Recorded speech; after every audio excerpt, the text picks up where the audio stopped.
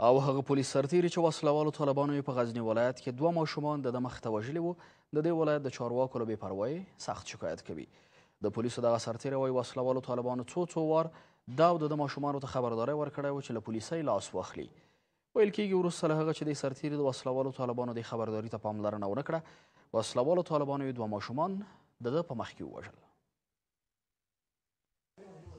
زلمی د غزني ولایت یو پولیس دی چې طالبانو د هغه ماشومان د نوموړي په مخ کې په ډزو سره وژلي دي.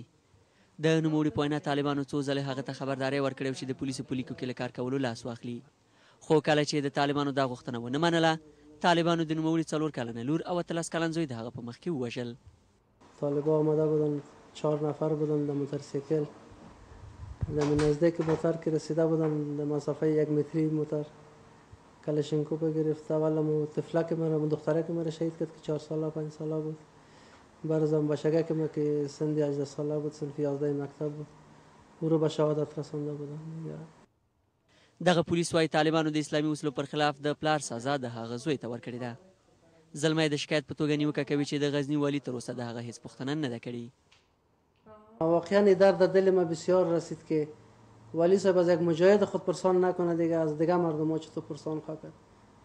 برای ما هیچ والی صاحب امروی ما هیچ تماس نگرفته و هیچ همکاری هم امروی ما نکنه. او بیرحمی را که امروز گروپ طالبا در مقابل اعضای فامیل سرباز زلمی از خود نشان دادن باید محکوم شود. داسې ښکاري چې د طالبانو دې کار نوموړی پولیس لا هوډمن کړی.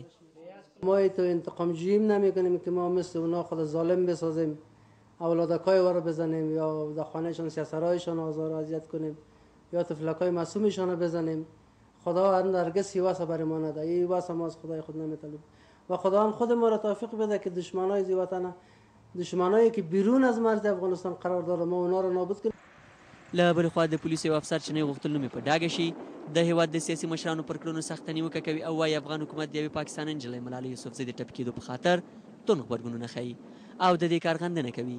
خو لیدل کېږي دغه پولیس چې له خلکو او همدې حکومت د دفاع لپاره طالبانو 2 ماشومان د هغه په مخ کې وژلي، د نورو پیښو په شان د دې پیښې هم یوازې غندنه کړې ده.